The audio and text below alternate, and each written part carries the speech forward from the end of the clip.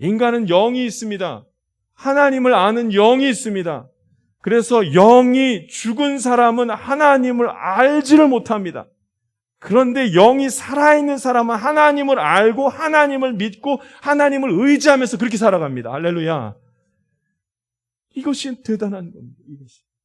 영적 생명력이 있는 사람은 이 세상을 혼자 살아가지 않고 누구와 같이 살아가냐면 하나님과 같이 하나님 의지하면서 막 살아갑니다. 예수님을 통해서 생명을 얻은 자를 두고 뭐라고 하는가? 그리스도인. 예수님을 통해서 생명을 얻은 자.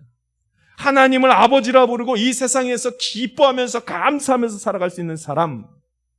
도저히 감사할 수 없는 상황인데 감사하고, 도저히 기쁜 상황이 아닌데 기뻐하고, 하나님의 도우심과 하나님의 보호하심 속에서 그렇게 삶을 살아가는 사람들이 있습니다.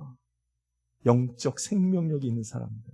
우리가 부활하신 예수님을 믿는 방법이 너무나 아주 확고하게 성경에는 나옵니다. 예수님이 나를 위해 십자가에서 죽으시고 다시 부활하셨으며 3일 만에 부활하셔서 저 하늘나라로 올라가셨다는 이 사실을 믿는 순간 부활하신 예수님을 만납니다.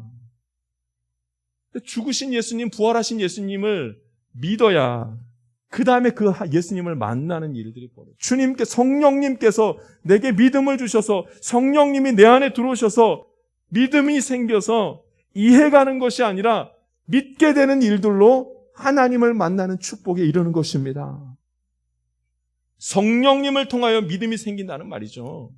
믿음이 생기면 하나님을 만나고 하나님을 만나면 부활하신 예수님을 경험하게 되는 것입니다. 말할 수 있게 됩니다. 아무리 내가 결정하려고 해도 결정하지 못하고 아무리 예수님 믿으려 해도 믿어지지 않는데 어떻게 믿습니까? 천국이 있다고 아무리 말해도 천국이 믿어지지 않는데 어떻게 천국을 믿습니까? 그렇게 해서 되는 것이 아니라 이 믿음은 어디서부터요? 하나님께로부터 난 자라.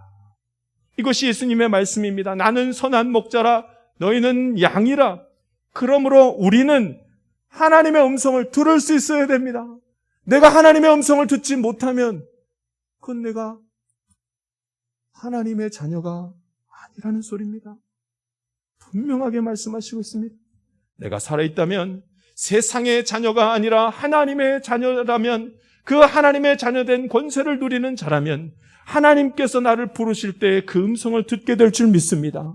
내가 하나님 앞에 부르짖어 기도할 때 내 음성을 우리 하나님께서 들어주실 줄 믿습니다. 하나님을 아버지라 부르지 않습니까? 아버지의 독생자, 하나님의 독생자, 예수 그리스도의 영광이라는 소리입니다. 예수 그리스도의 영광. 그러니까 예수님이 죽으시고 다시 부활하셔서 나타내셨던 그 영광이 다시 사는 일, 생명을 소유하는 일, 생명을 소유하는 자들마다 하나님을 만나는 그 일이 즉시 나타나리라 말씀하고 있습니다. 예수님을 통하여 생명을 얻는 자들만이 하나님의 은혜를 누리게 되었다고 말씀합니다.